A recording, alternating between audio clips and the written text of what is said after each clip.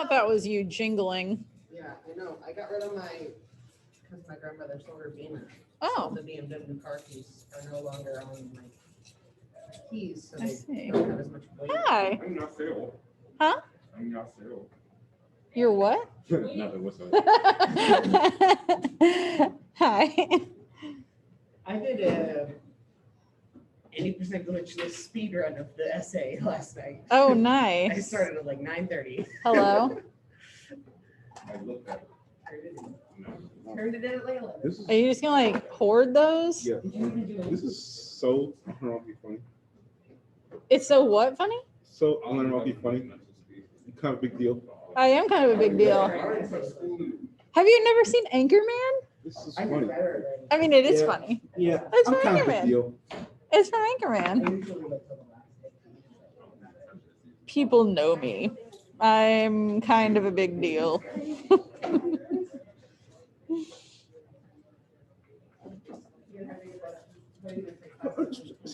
I'm just holding it so you can tear it off. Oh. You always assume that I'm like against you in some way, but I like that one. No. I'm gonna put it on the board. I like this Bill one. for Mrs. Must I observe you? Must I stand and crouch under your testy humor? It's basically like, do I have to stand here and listen to you not be funny? That's a good one. It's a very good one. Wait, what's that one?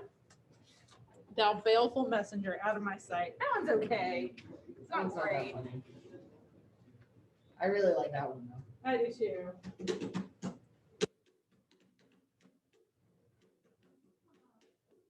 Today's number is 2. Ranking of The Godfather, which opened this day in 1972 on the 10th anniversary edition of American Film Institute's 100 Years, 100 Movies list of the greatest American movies of all time. Citizen Kane was number 1. I prefer The Godfather. Why is Citizen Kane?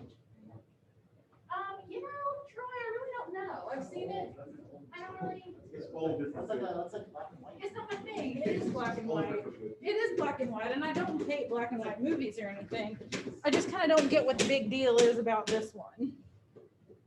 The whole thing is like, oh, who's Rosebud? That must be the love of his life.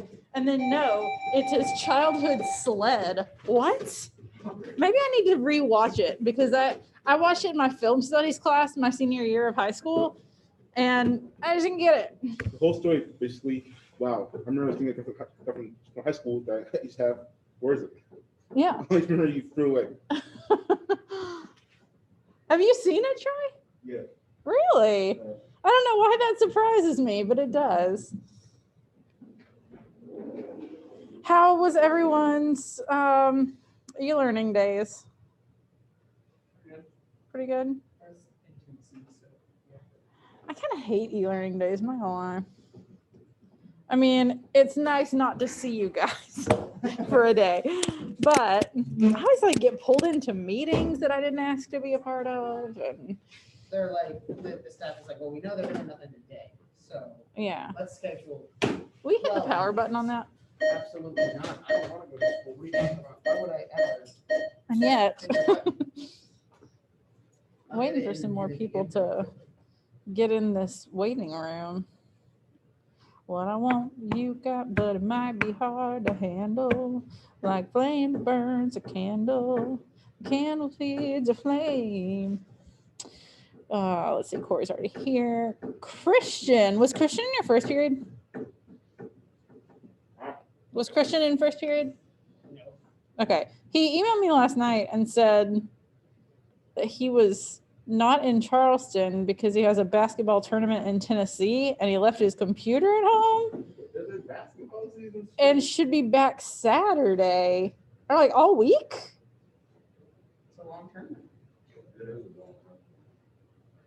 Yeah. His team and the Kobe team, you have a long term. What the heck? What's the deal? Like 20 teams, they got and they only rank 6. I feel so silly. I didn't even know that he played or that he was on the team. I feel like my camera is a little fuzzy. I'm gonna not breathe for just a second. Okay. Not breathe. Oh. So I just used my mask to clean my camera because it looked a little fuzzy to me. That's probably not super sanitary, but it's the other side of the mask. I think it's all right. Keyboard off with the inside of your mask. Ooh. I know what I've done to this keyboard. I'm not gonna do that. I like eat while I'm typing all the time.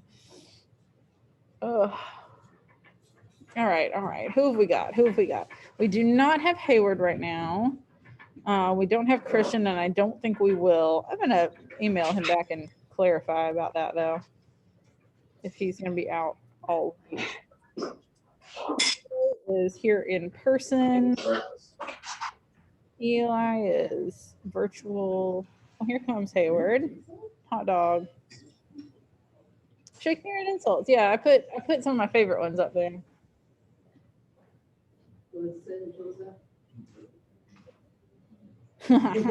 Very cheese. It's pretty good. Nate, Chip, Sterling, Andreas.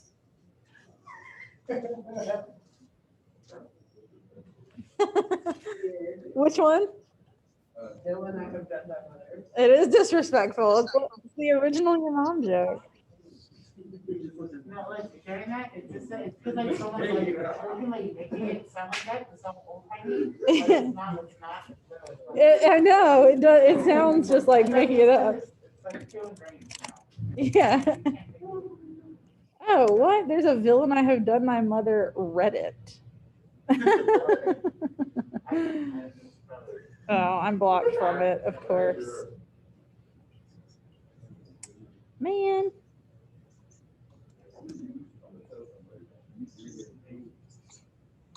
What are you going to tell somebody? That's a good one. It's very mean. Oh, wow. No, this is someone, there's like puzzles and stuff. I did this in Joker. And then I did the time to do it. But then there is this on the back. So there's this. Oh, that's actually really funny. I was like looking at the context of villain I have done my mother, and I guess there's like a confusing thing, surprise, with Shakespeare, where like somebody has a baby and it's like shocking that the baby is black, and then they like the kids are like the mother of the black baby has other sons, and so they go up to the guy that is probably the father and is like, what did you do? And he says something that you can't undo, and they say, thou hast undone our mother, meaning like you have destroyed her reputation. He says, villain, I have done thy mother. Oh, that's pretty good. Pretty good. Okay. So we're going to start reading chapter 21 today. I don't know if we'll finish it. It looks so short in this version, but in our PDF version, it's quite long. It's just the way that it's spaced out and everything. Oh my gosh. And then before I forget, what? That reminds me of something scarring. What? Happened to me. What happened to you? I don't know if I can talk about it this school. I was about to say, like, how does that relate to uh-oh. Oh no. I'm going to go ahead, I think. I got to create a new module for this week. Week of, shoot, 3:15 was yesterday? I don't care. It really is. I feel like I'm gonna forget it. I'm gonna forget to wear green, and On my Apple calendar. somebody's gonna pinch me. I look forward to Halloween. It's my fave. But Well, Halloween is like Christmas for sadness. yes. Yes, it is. Where was this? Yeah, I'm gonna go ahead and post on Canvas a recording because several of you guys emailed me and said that that was helpful to you. I'm gonna go ahead and yes. Yeah, love it. Okay. I went ahead and recorded chapter 22, and so I'm uploading it on Canvas so you can listen to it before Thursday or read it on your own. but we're going to go ahead and read chapter 21 today. We'll read 23 later on this week, and then we'll finish the book next week. Chapter 24 is actually the last chapter, but it's very long because it's like chapter 24, and then it goes back to letters from Walton, and there's a few letters. There's more letters. Yeah, it finishes up the frame. So we're going to try to finish it next week at any rate. And I think we will, because I really want to test on it before spring break. But I think we'll wait and watch the movie after spring break, because that'll be a good way to like kind of ease back into stuff after spring break. And we have this week, next week, and the week after that, and then spring break. 3 weeks of spring And break. then spring break, I thought you were saying that was our spring break. That's what we were. Oh my gosh, that'd be amazing. Spring break right now. Really? It's upsetting. Yeah. No, It's- Tennessee. this is That's like a early. Totally different state. Yeah, Yeah, that's it's true. spring break right now. It's early for a spring break. Right now it is. I guess to be fair, it is like springtime there. That's true. I mean, technically, well, I guess technically spring is next week. It'll be like the 21st or 22nd. It's the It's first very springy. first day of spring. I told my mom we was in fall spring.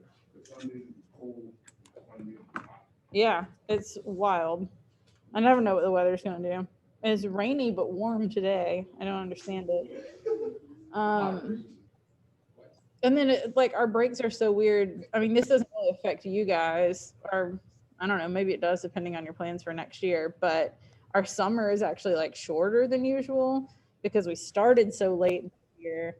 But so we're going late, Hold this L, everybody else. but then like we're starting back normal next year. So we only have like 2 solid months. We usually have like 2.5 months. But Summer has been consistently getting shorter every year. has it? Yeah. Gross. No, and I was looking at it, like, it's not that we're just like getting older or whatever. I was looking at it, it's been like slowly but surely. Well, to be fair, I feel like this past summer felt like ages because I need even though we were in school, but we weren't like meeting every day. You were just doing stuff online. And I mean, I tried to like, I did I planned things stupidly, but I would like get all of my lessons recorded on a Monday or like a Sunday and put them out for the whole week. So I'd just be like recording from sun up to sundown and then not have to do anything but grade for the rest of the week. And that was, I mean, it was nice, but Mondays were nuts. So it just felt like a long time.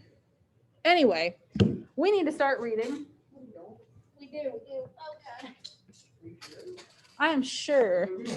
I am set on finishing this and testing on it for spring break. Ah, crud. I'm just trying not to get up because I'm so cold and I'm burritoed up in this thing. So I don't want to stay there. It's freezing in this room. I was looking at that for a while. I'm looking at the Cherokees because their English are too expensive. What's They're going just a little on? bit out of my budget. You know, I mean, there are some. I think the universe overheard me say I really want to not get up anymore. And it's like, nope, it's not going to work out. What the frick? What's going on? Sorry, bro. Figured it out.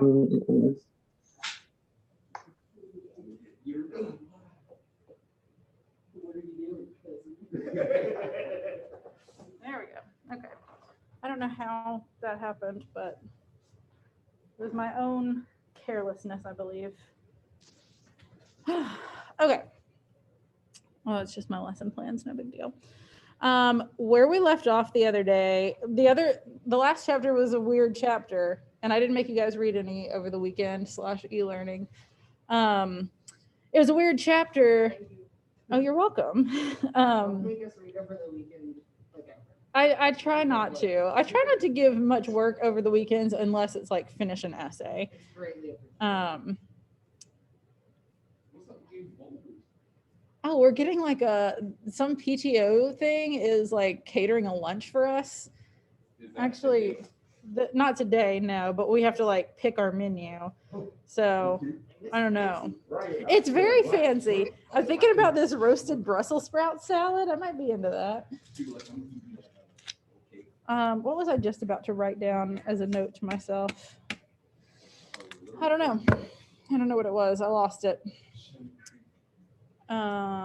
This is not the right Oh my chapter. gosh, and I'm gonna get, whatever car I get next, it's gonna have a Tennessee license plate, because technically I live in Tennessee, kind of. As someone who lives in Tennessee, does it bother you when people say Dolly World instead of Dollywood? It really bothers me. It's never happened, but yes. I literally I never comment on BuzzFeed stuff, but there was one where someone was like, how could anyone not know about Dolly World? And I was like, you don't even know about it. Like, you're saying the wrong thing. It rhymes with Hollywood. It's like a pun for the biggest star of all. Okay. So where we left off. Inescapable in that state. She's everywhere. Why would you want to escape her? She's my hero. Literally on the the staff survey that we do for a yearbook, one of the questions was like, who is your personal hero? And everyone else on staff is like, my dad, my mom, my grandpa. And I'm like, Dolly Parton, she's amazing. She's such a philanthropist. She donated to the vaccine. She fights for equality. She has a program where kids get free children's books once a month. It's amazing. She's great. And I love her amusement park.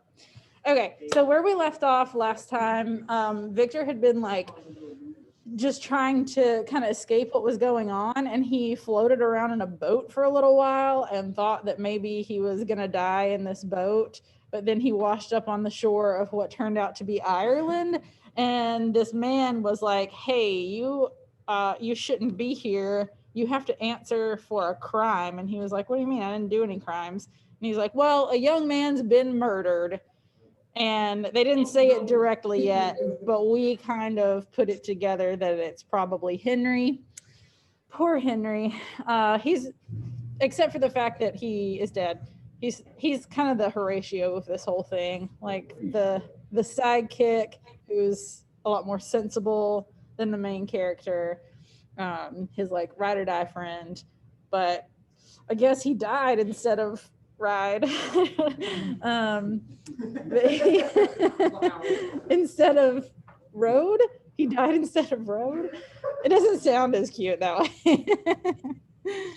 But they didn't say that directly, but a couple of chapters ago, Victor had been he'd been talking about how much he loved Henry, and then he was like, why am I talking about him in the past tense, you ask? Well, he's not around anymore.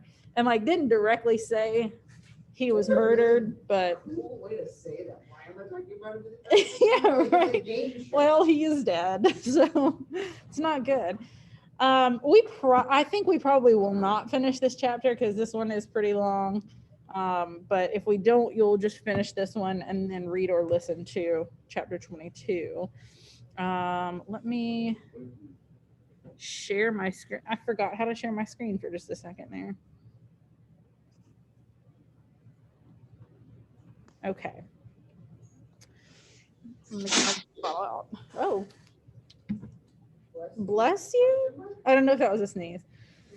All right, chapter 21. I was soon introduced into the presence of the magistrate, which is like a judge, an old benevolent man with calm and mild manners. He looked upon me, however, with some degree of severity. And then turning towards my conductors, he asked who appeared as witnesses on this occasion. He just comes into Ireland and immediately has to go to court and answer for a murder that he knows nothing about. About half a dozen men came forward. What? I mean, if I had a nickel. I don't know what that was, but I muted. It was very scary for a second. Whose mic was that? It was Eli. What are you doing? I don't know. Let's continue though. About half a dozen men came forward, and one being selected by the magistrate, he deposed that he had been out fishing the night before with his son and brother-in-law, Daniel Nugent. I feel like this is just a detail we don't need. Daniel Nugent's not going to pop back up. Who is he? When about 10 o'clock, they observed a strong northerly blast rising and they accordingly put in for port. What did Eli say? What do you say? It's not important. It was a very dark night as the moon had not yet risen. They did not land at the harbor, but as they had been accustomed, at a creek about 2 miles below. He walked on first, carrying a part of the fishing tackle, and his companions followed him at some distance. As he was proceeding along the sands, he struck his foot up against something and fell at his length on the ground. Oh my gosh, this sounds so similar to a true crime documentary that I watched one time about this murdered girl. Well, just the way that it's happening kind of reminds me of this. Somebody should make a podcast and talk about Frankenstein like it's true. Oh, that would be hilarious, actually. Yeah. I would love that. Oh, actually, before I forget, I saved a Frankenstein meme today. And I apologize for the name of this account, but it says Victor Frankenstein was wearing this shirt. I recycle boys. Get it? It's very funny, guys. Very good. Very good. All right. I didn't create the meme. I just thought it was funny. Thank you. Okay, so this guy's fishing, and as he was proceeding along the sands, he struck his foot against something and fell at his length on the ground. His companions came up to assist him, and by the light of their lantern, they found that he had fallen on the body of a man who was to all appearances dead. Their first supposition was that it was the corpse of some person who'd been drowned and was thrown on shore by the waves, but on examination, they found that the clothes were not wet, and even that the body was not then cold, freshly murdered. They instantly carried it to the cot of an old woman near the spot and endeavored, but in vain, to restore it to life. It appeared to be a handsome young man, about 25 years of age. He had apparently been strangled, for there was no sign of any violence except the black mark of fingers on his neck, which is exactly what was going on with William when they found him. He just had fingerprints on his neck. The first part of this deposition did not in the least interest me, but when oh my God, look at that. When the mark of the fingers was mentioned, I remembered the murder of my brother and found myself extremely agitated. My limbs trembled and a mist came over my eyes, which obliged me to lean on a chair for support. The magistrate observed me with a keen eye and of course drew an unfavorable augury. He predicted something from my manner. The son confirmed his father's account, but when Daniel Nugent was called, he swore positively that just before the fall of his companion, he saw a boat with a single man in it at a short distance from the shore, and as far as he could judge by the light of a few stars, it was the same boat in which I had just landed. So these people who found the body said that they saw, like, right when they found the body, there was somebody going off in a boat, a man in a boat, which they thought must be the murderer. And then Victor washed up in a boat exactly like this. So they're kind of putting it, my internet right now, black screen that says Grace McClellan has started screen sharing. Oh, that's not good. What if that's not going to do anything. I don't know why. It's your Same. computer. I can't see it either. You can't see it either? All right, let me stop sharing and then share again and see if that helps. Can you see it now?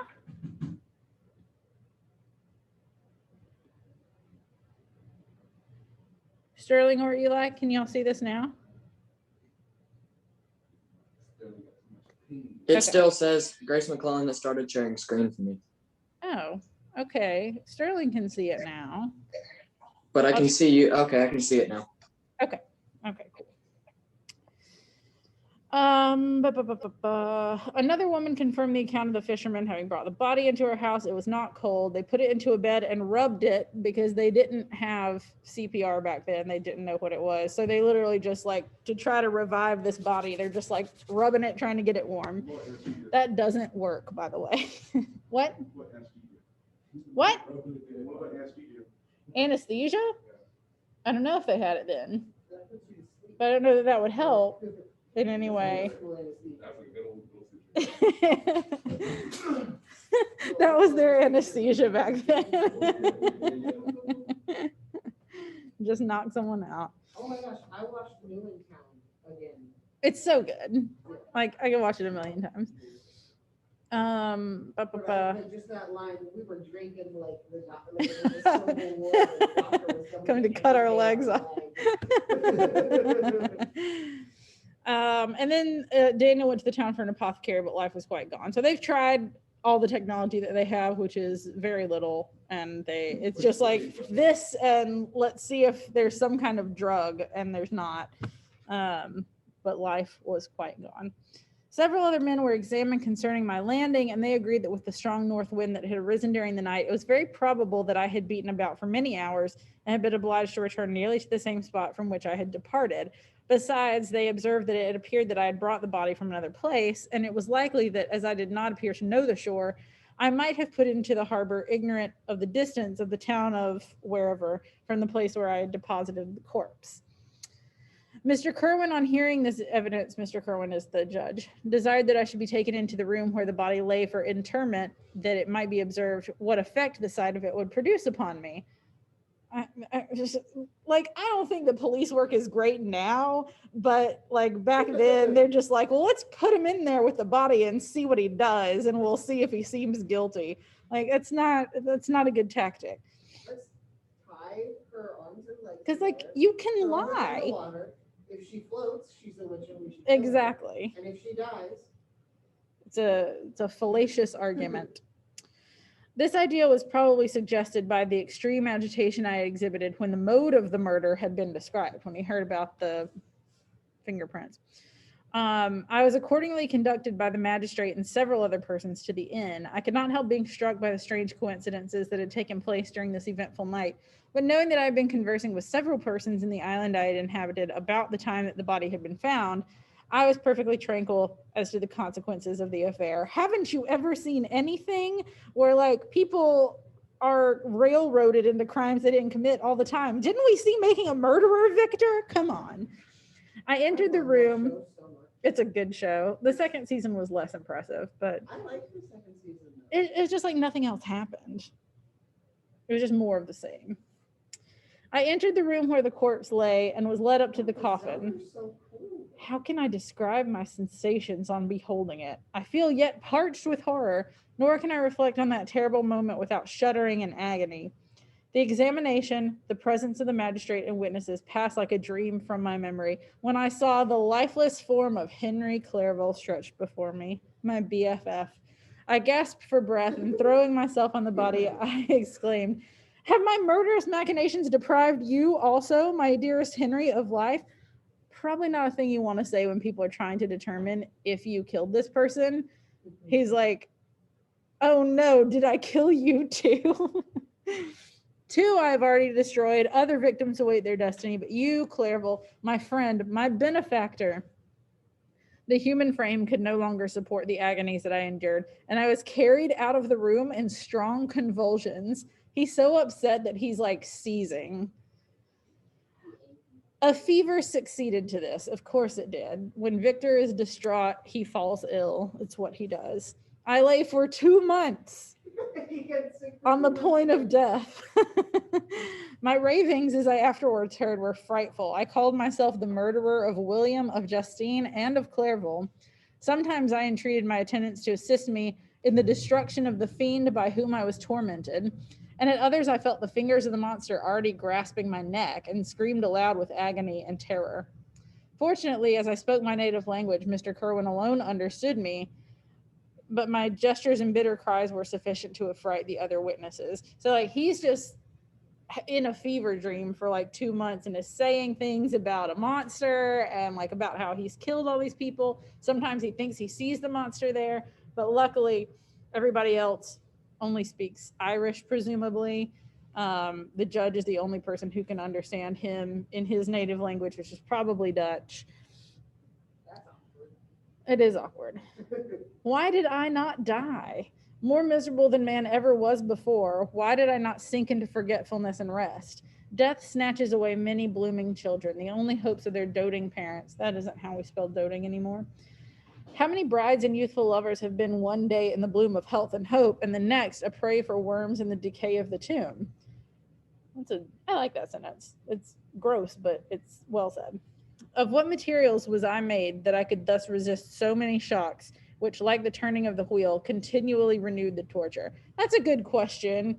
And I feel like it's, I don't know, I have a hard time putting myself in his position, but asking, like, how much can I actually endure? Like, I've gone through so much. I've lost so many people. I've been so traumatized by everything that's happened.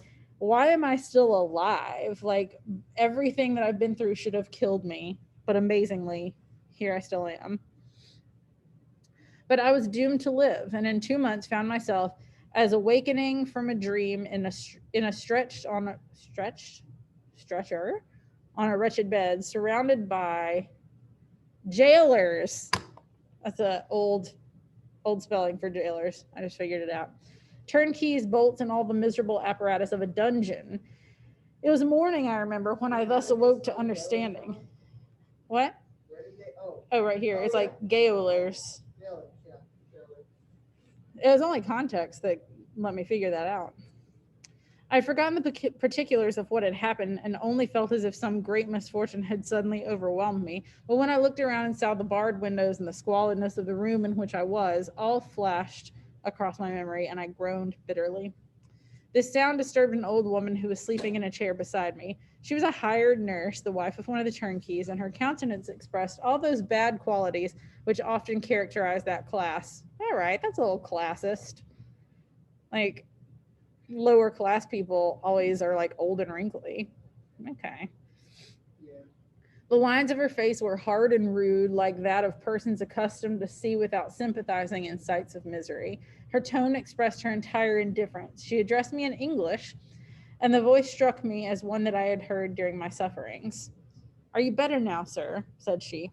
I replied in the same language with a feeble voice.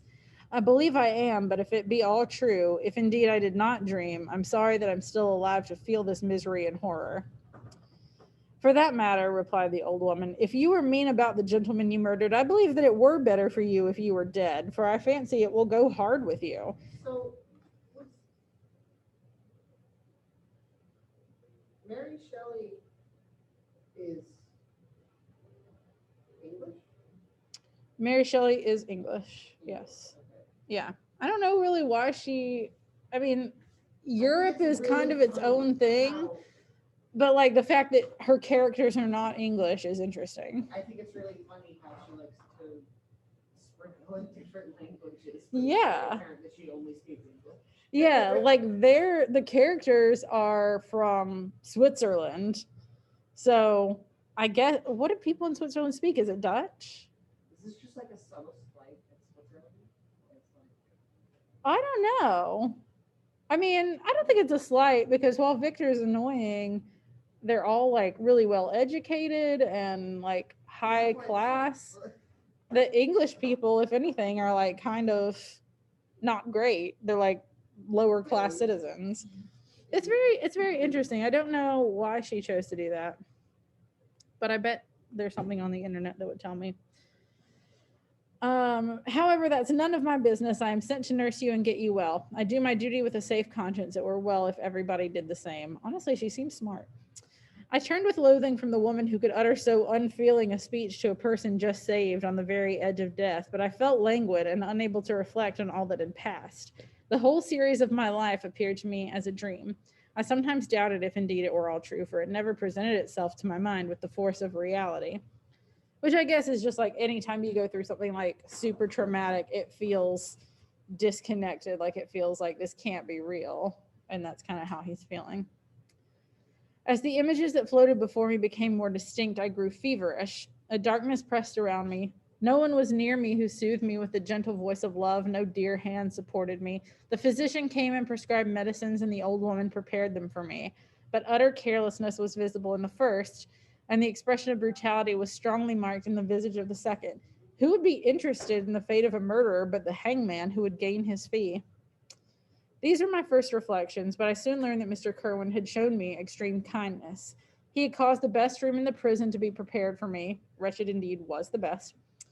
And it was he who had provided a physician and a nurse. It was true, he seldom came to see me, for although he ardently desired to relieve the sufferings of every human creature, he did not wish to be present at the agonies and miserable ravings of a murderer.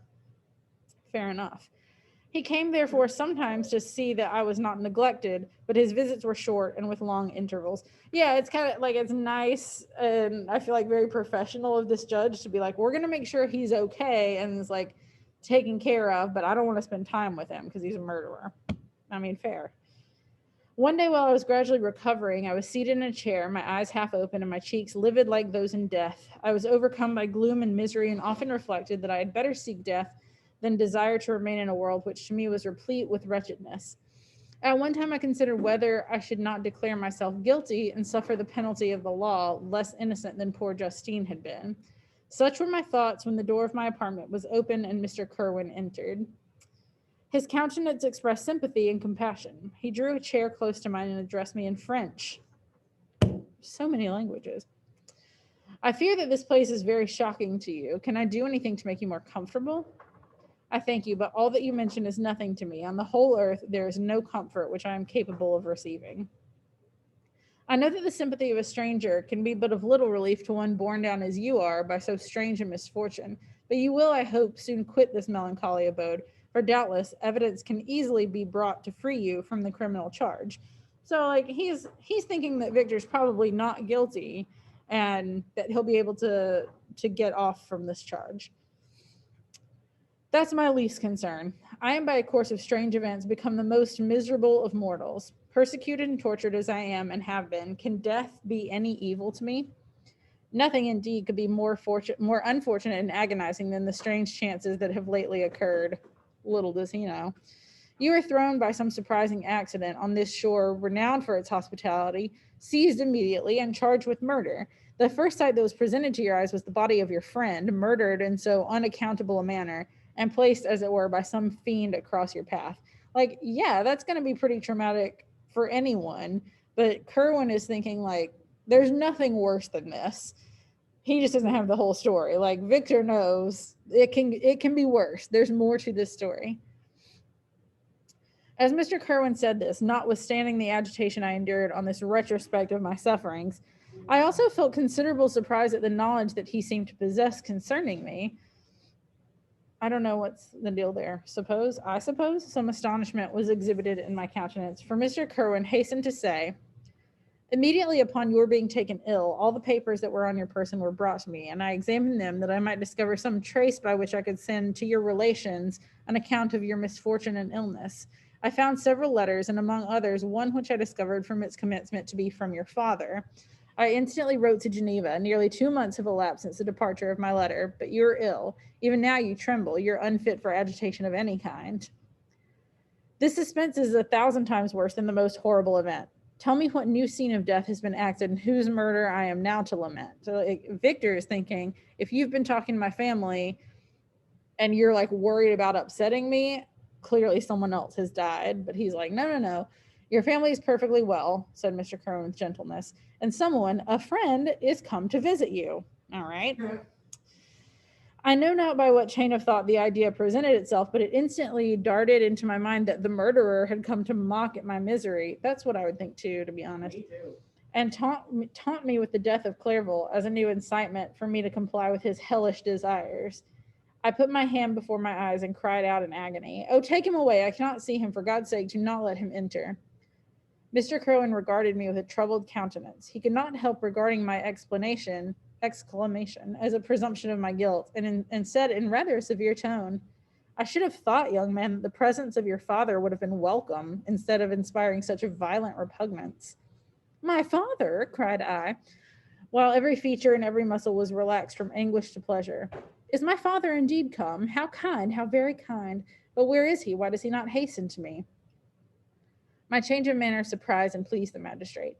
Perhaps he thought that my former exclamation was a momentary return of delirium, and now he instantly resumed his former benevolence. He rose and quitted the room with my nurse, and in a moment my father entered it. Hang on, I'm just checking in this version. Okay. I might be able to finish, maybe. Nothing at this moment could have given me greater pleasure than the arrival of my father. I stretched out my hand at him and cried, "Are you then safe? And Elizabeth and Ernest?" And Ernest, by the way, is his brother that we like never hear about ever.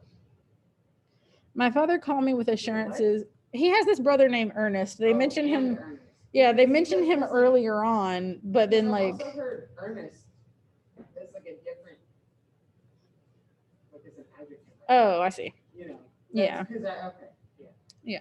We just don't ever hear about Ernest. And like, spoiler alert, we don't know what becomes of Ernest in the end of this book. He's never mentioned again. Do we care?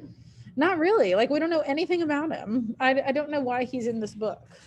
Like, just Isn't this, like, cut out this weird? unnecessary character. Isn't this like Rachel's like first big undertaking? Yeah, it's really like her only big one. I mean, like, she published other stuff, but this is far and away what she's known for. And it was like her first big thing. Okay, so I mean that's like amateur hour stuff.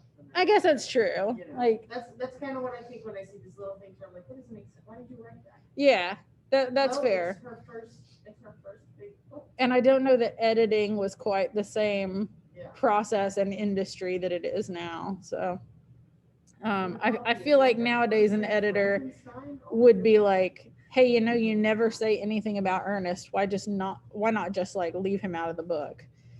Yeah. I agree in the chat. What happened? We never he said he never showed Ernest anyway, so why should we care? We don't. Like he does because he's his brother, but we don't. My father called me with assurances of their welfare and endeavored by dwelling on these subjects, so interesting to my heart, to raise my despondent spirits. But he soon felt that a prison cannot be the abode of cheerfulness. What a place is this that you inhabit, my son, said he, looking mournfully at the barred windows and wretched appearance of the room. You travel to seek happiness, but a fatality seems to pursue you. Yeah, no kidding. Like everyone you love is being murdered. And poor Clerval, the name of my unfortunate and murdered friend, was an agitation too great to be endured in my weak state. I shed tears. Alas, yes, my father, replied I. Can you imagine saying that to your dad now? Alas, yes, my father. My father would be like, why are you so weird? Like, why do you do this? Some destiny of the most horrible kind hangs over me, and I must live to fulfill it, or surely I should have died on the coffin of Henry. We were not allowed to converse for any length of time, for the precarious state of my health rendered every precaution necessary that could ensure tranquility. Mr. Kerwin came in and insisted that my strength should not be exhausted by too much exertion, but the appearance of my father was to me like that of my good angel, and I gradually recovered my health. As my sickness quitted me, I was absorbed by a gloomy and black melancholy that nothing could dissipate. The image of Clerval was forever before me, ghastly and murdered. More than once, the agitation into which these reflections threw me made my friends dread a dangerous relapse.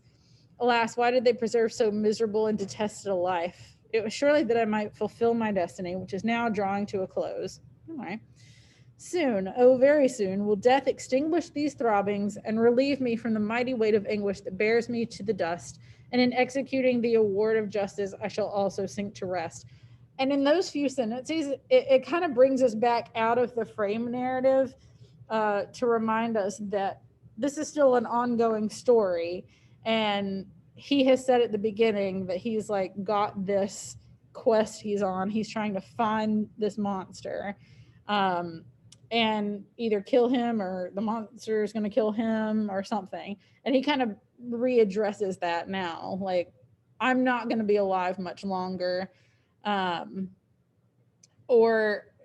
thinks he's not going to be alive much longer either way. He's like, I'm either going to be murdered or like when I achieve my goal in executing the award of justice, I shall also sink to rest. Like my life will be over once I find and destroy this monster.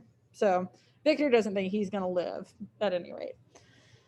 Then the appearance of death was distant, although the wish was ever present to my thoughts, and I often sat for hours, motionless and speechless, wishing for some mighty revolution that might bury me and my destroyer in its ruins. I don't know what this is. The season of the Assizes approached? I don't know. I had already been 3 months in prison, and although I was still weak and in continual danger of a relapse, I was obliged to travel nearly 100 miles to the county town where the court was held.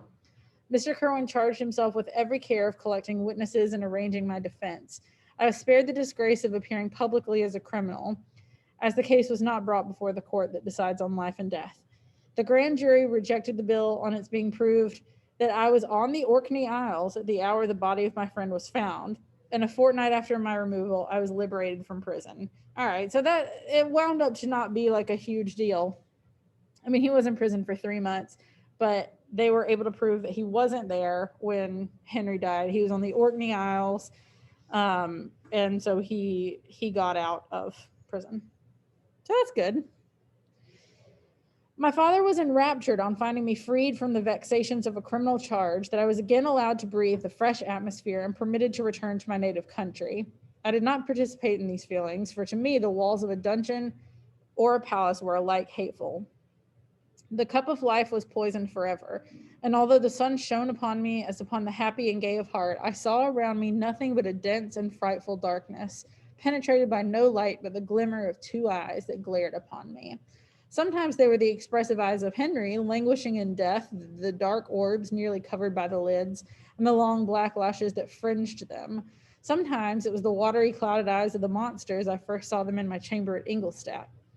My father tried to awaken in me the feelings of affection. He talked of Geneva, which I should soon visit, of Elizabeth and Ernest, but these words only drew deep groans from me. Sometimes, indeed, I felt a wish for happiness and thought with melancholy delight of my beloved cousin, or longed with a devouring, I'm not French, maladie du pays, I don't know, to see, malady means sickness though, so we can put that together.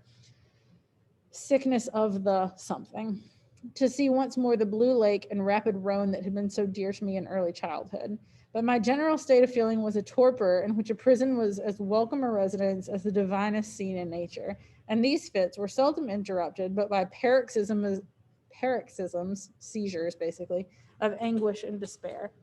At these moments, I often endeavored to put an end to the existence I loathed, and it required unceasing attendance and vigilance to restrain me from committing some dreadful act of violence. So he's like suicidal at this point because he just doesn't see a way out of this, basically. Yet one duty remained to me, the recollection of which finally triumphed over my selfish despair. It was necessary that I should return without delay to Geneva, there to watch over the lives of those I so fondly loved, and to lie in wait for the murderer, that if any chance led me to the place of his concealment, or if he dared again to blast me by his presence, I might with unfailing aim put an end to the existence of the monstrous image which I had endued with the mockery of a soul still more monstrous. Okay, we're nearly finished. My father still desired to delay our departure, fearful that I could not sustain the fatigues of a journey, for I was a shattered wreck, the shadow of a human being. My strength was gone. I was a mere skeleton, and fever night and day preyed upon my wasted frame. Still, as I urged our leaving Ireland with such inquietude and impatience, my father thought it best to yield. We took our passage on board a vessel bound for Havre de Grace, I think, and sailed with a fair wind from the Irish shores. It was midnight. I lay on the deck looking at the stars and listening to the dashing of the waves. I hailed the darkness that shut Ireland from my sight, and my pulse beat with a feverish joy when I reflected that I should soon see Geneva.